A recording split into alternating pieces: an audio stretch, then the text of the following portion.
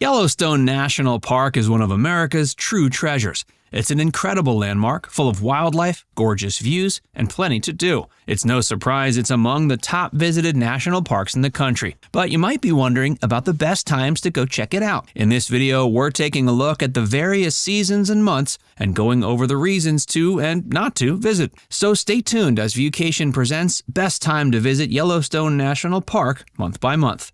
June through August. It probably won't come as too much of a surprise that the summer months of June, July, and August are by far the most popular. Of the 4 million visitors that Yellowstone gets every year, about 2.5 million of them visit during this period. Of course, plenty of that has to do with families visiting while the kids are on summer break, so there is a scheduling component to it. But perhaps more important is the fact that the summer months are really when you can get the most out of the park. The first thing to remember is summer is going to be the busiest time, so there are going to be people milling about, staying in the accommodations, etc. But as opposed to some other popular national parks, Yellowstone is so vast, even in the crowded months, you can still find plenty of space to be away from the crowds. The weather during the summer months is pretty up and down, but during most of the early afternoon and into the evening, it's basically perfect. The temps sit in the low to mid-70s and are ideal for hiking, outdoor activities, and on. But don't be fooled by the temperate climate during the day. At night, it's still going to get down to nearly freezing, so you have to bring super warm clothes even in the hottest months. This is especially true if you're camping in some of the higher elevations. The summer months are generally pretty dry, though you should also expect some sudden and often intense rainstorms. But fortunately, these tend to go away pretty quickly, and things dry up fairly fast as well. Because of the weather and the crowds, the park's roads are all fully open, so you'll have free reign of the park in terms of getting around. The only caveat is that since the weather is ideal, it's often when road repairs and work on the roadsides happen. So there is the potential for roads to be closed off at certain places. Just keep an eye out for that as you drive around. As far as accommodations, the good news is everything should be open during your visit. Some spots only open towards the back end of June, but beyond that, you should be okay. The bad news, you'll have to plan ahead.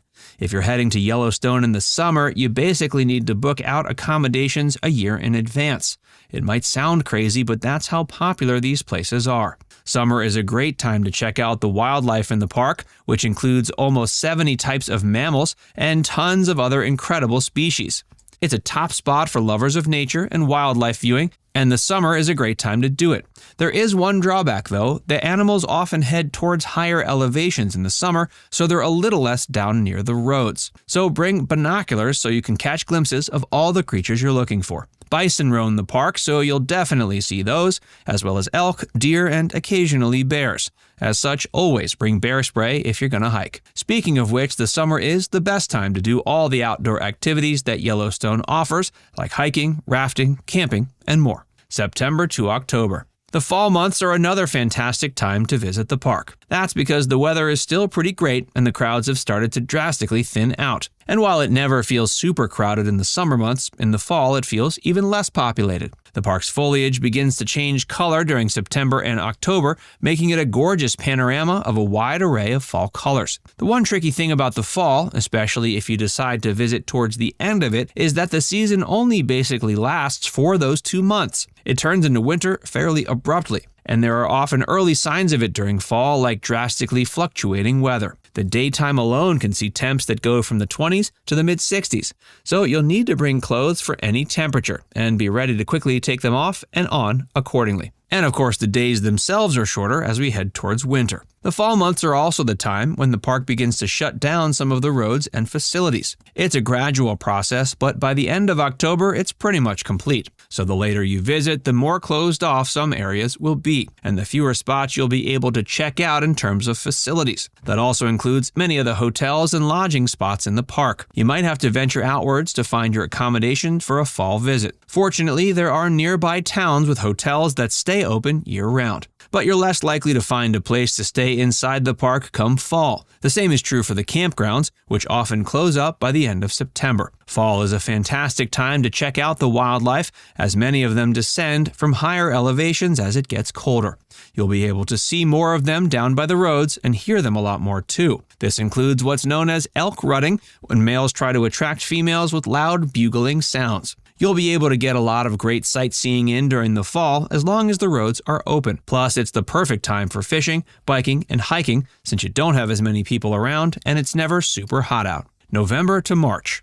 This might seem like a lot of months to lump together, but that's how long the winter lasts in Yellowstone. It's probably the least likely time you'll want to visit, but at the same time, it's not without its charm. The weather is unsurprisingly cold in the winter months, and it generally has an average of under 32, aka it's basically always freezing. This is more intense during January and February when it tends to average around 0 degrees. So you'll want to pack accordingly to avoid frostbite and general misery. There is a ton of snow in the area, which gives it a gorgeous white sheen and makes a fairly quiet park even more peaceful and quiet. The snow means that much of the park is closed off, including many of the roadways. There are only 2 entrances, the north and northeast, that are even accessible to visitors in cars. This north side of the park will be the best place for a winter visit.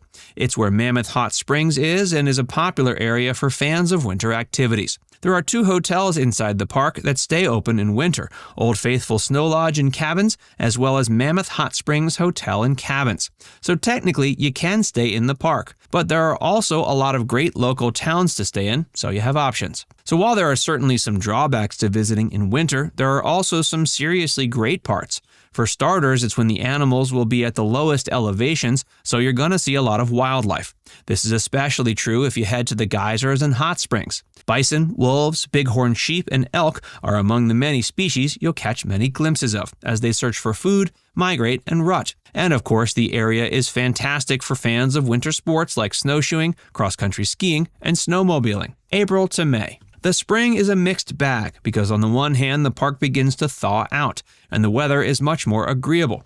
However, it still doesn't reach those temperate levels of the summer. During the day, it can be anywhere from 30 degrees to 60 degrees, and the nights are still incredibly cold. Towards the beginning of the spring, the roads and accommodations are still fairly closed, but by the end of April, the park starts to open up. Plus, most of the crowds don't arrive until the summer months. So if you head there in the back half of May, you'll get a lot of the perks of summer without the major crowds. Accommodations are weirdly even harder in the spring than during the winter. Literally none of the stops in the park are open, so you'll need to book a place to stay in a nearby town. But Mammoth Campground does open up in spring, so you do have that option if you're looking to camp in the park. Spring is another great time for checking out the wildlife, and especially if you're hoping to see baby animals. Bears finish up their hibernation and come out with their cubs in tow, and the bison all head back to the park from the winter elsewhere. And you'll be able to start doing more activities like hiking, biking, etc., especially on the warmer days. Now it's time to hear from you.